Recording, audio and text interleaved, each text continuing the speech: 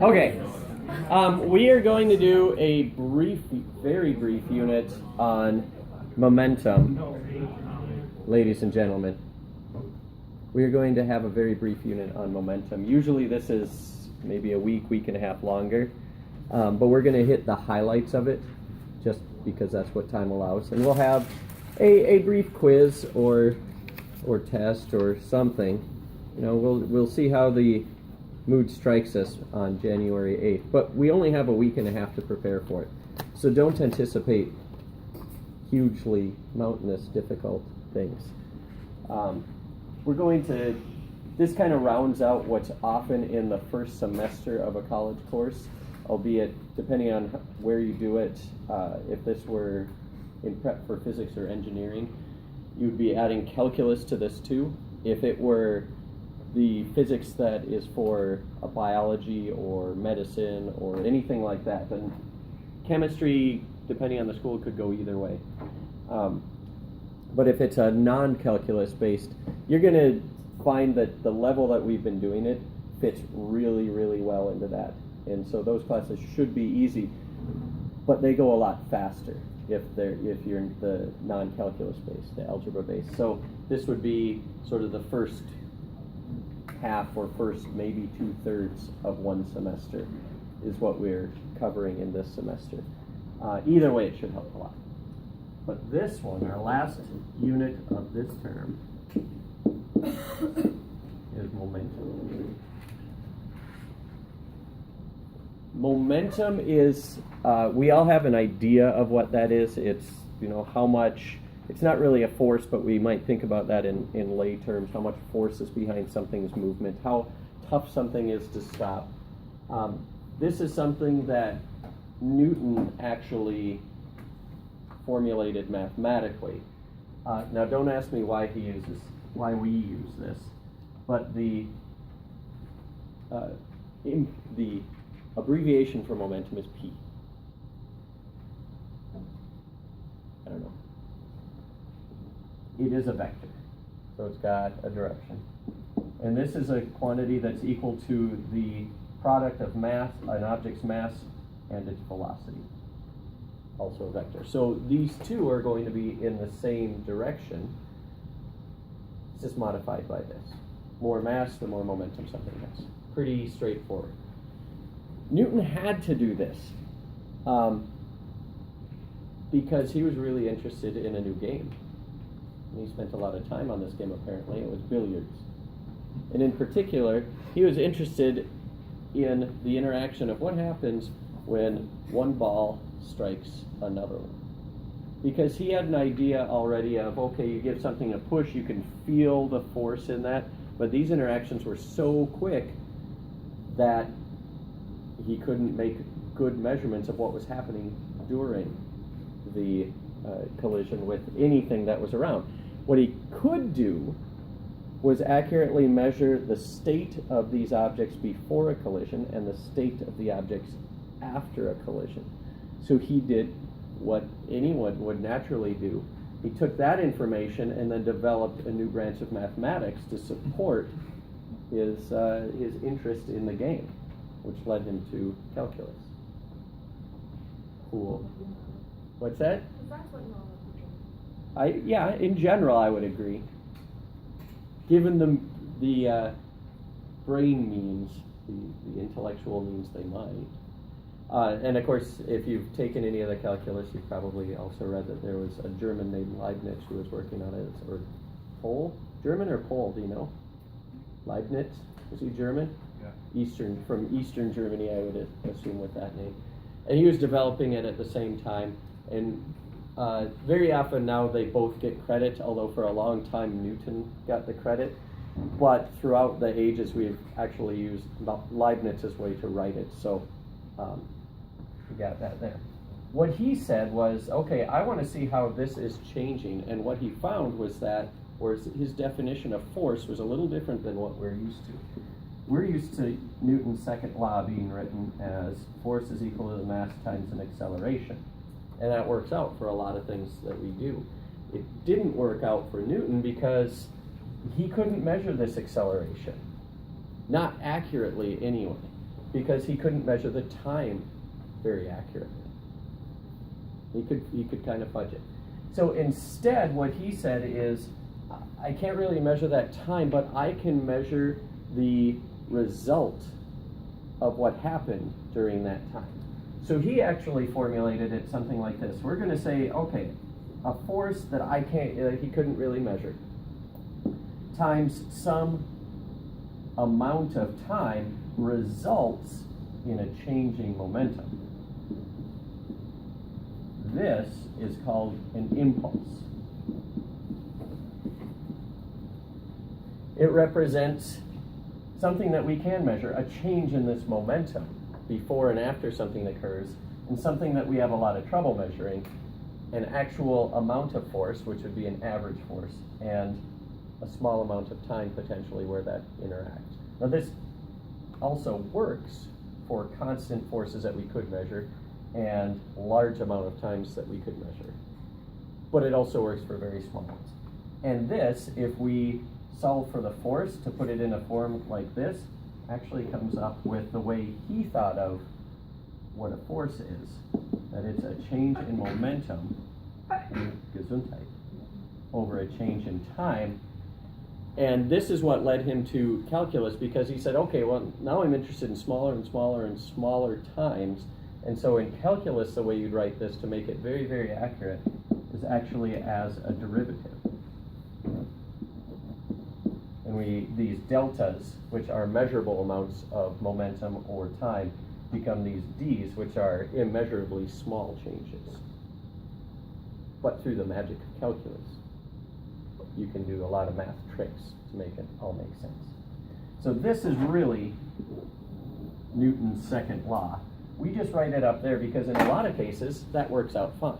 But let's look and see, there are some cases where this doesn't work. And namely, it comes in because this is a change in momentum rather than any one thing. So expanding that becomes a change in the mass times the velocity over a change in the time. And here's where the difference comes in, because there are two things that could change in there. The velocity could change, which we're used to, but the mass could change as well. And the way that we do this is we actually have to distribute this to see what is changing. So when we do that, it's easiest to look at what happens if the mass is constant. We have a constant mass not changing, and then that'd be times the rest of this stuff, which is a delta V, change in velocity, over a change in time. What's a change in velocity over a change in time called? Acceleration. That's an acceleration. So that's our mass times acceleration term that we are used to using. So if we have a constant mass, which is a lot of things that we deal with, then we can just multiply by the acceleration. That gives us the force. But the mass could also change. You could have something that's at a constant velocity and changing its mass, like so. And this is not accounted for in our usual thing. Things that occur like this are rockets, where they're expelling exhaust at a high velocity, and that's changing the mass of the rocket at the same time. So it's something, or if you're in a chair with a bowling ball and you throw the bowling ball, you're ejecting a measurable mass at some velocity. So your mass is changing over the course of that ejection, and then you've got a velocity. So in a simplest form, this is what it is. Here is sort of the expanded form that takes care of pretty much all of the different situations that we could come across. Let's do a couple quick examples, and then I think that's all I'm going to lecture on today. We'll have a nice, fun, easy time to digest it and learn.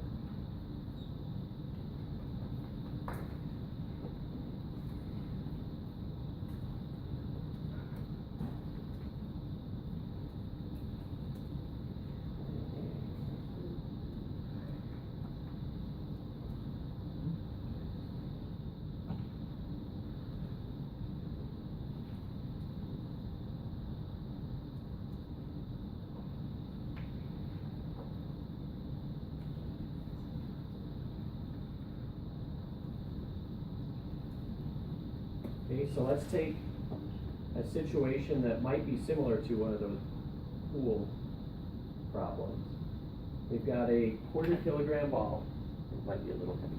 Accelerated from rest, so it's sitting on the table, it's struck by another ball, and afterwards it's going 5 meters per second. Now this assumes that we can't actually measure that maybe we have high-speed photography, that we can't actually measure the time that they're in contact as being 0.022 seconds.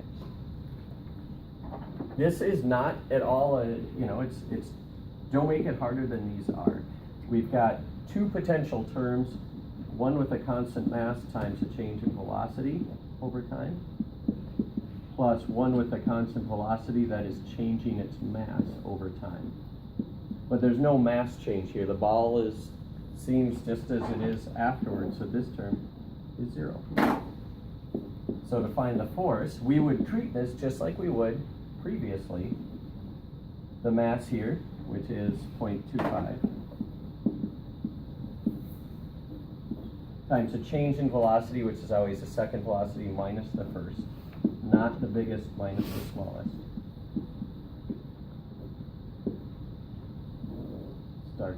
It will be going 5 meters per second. It started at 0, and then it's divided by the amount of time it took. And Newton would have been looking at, okay, what's the impulse of this, which is the product of the force and the time, which he couldn't measure either one of. What do we get? Sig fig would be 57 57 what? kilogram meters per second squared. Okay, kilograms times these meters per second divided by seconds gives us meters per second squared. That's quite a mouthful. What should we call it instead?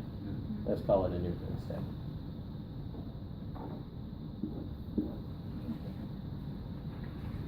He did not name that after himself, by the way. They didn't have kilograms and meters back when Newton was around.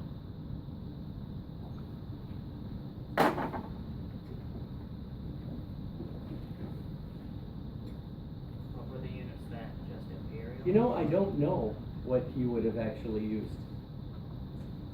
Seconds and time has not changed for a long, long time, because that goes back thousands of years where we used hours and minutes and seconds.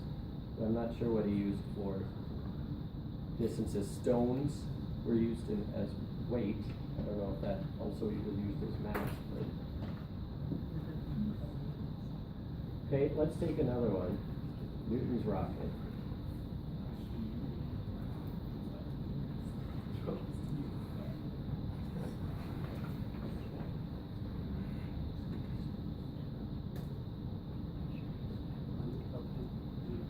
Say it expels 5 kilograms of superheated exhaust.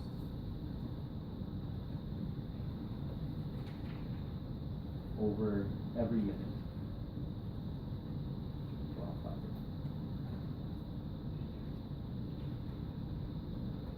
How much force does it? Okay, what expels 5 kilograms superheated exhaust over each minute at a speed of 1,050 meters per second.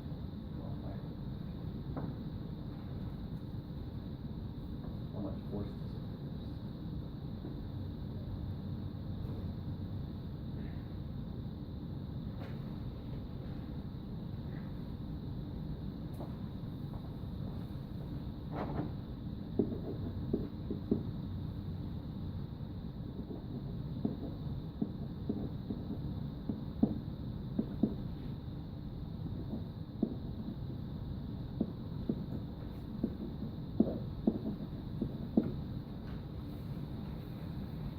does it produce?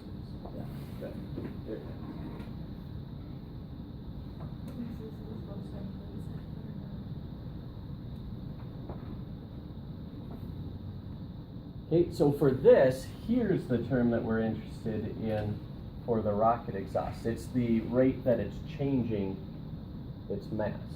This assumes a constant mass, which we'll get back to in just a second.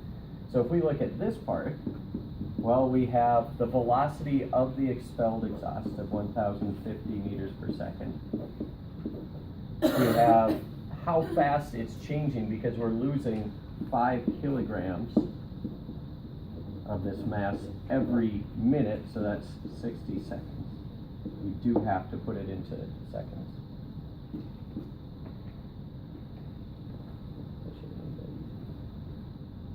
Well, I don't know, something a little under 100. 80.5, 80.5? 87.5. 87. So sig fig's 88.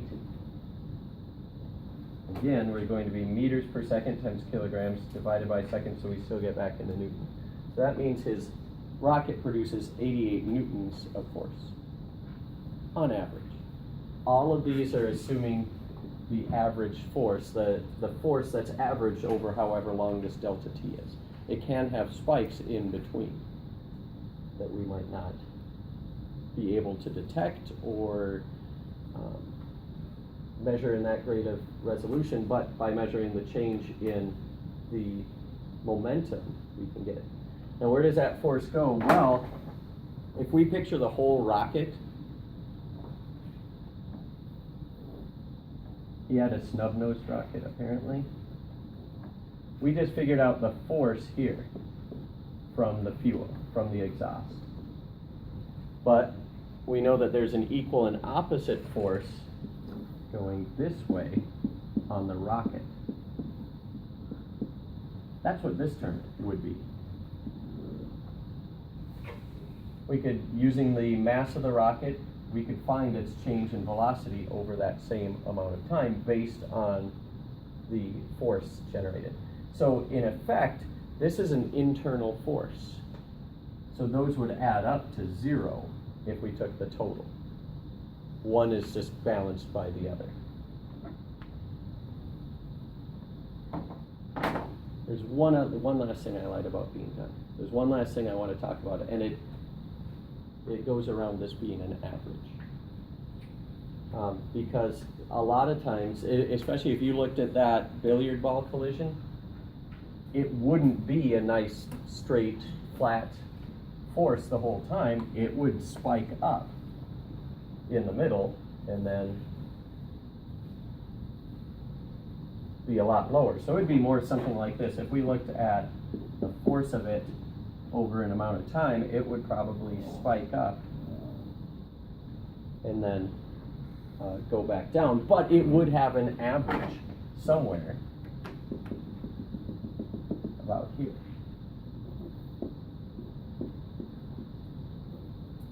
Okay, so if we took a look at that and said, okay, it's really hard for me to measure the actual spike of force, but I have this method for finding the average force and the impulse here.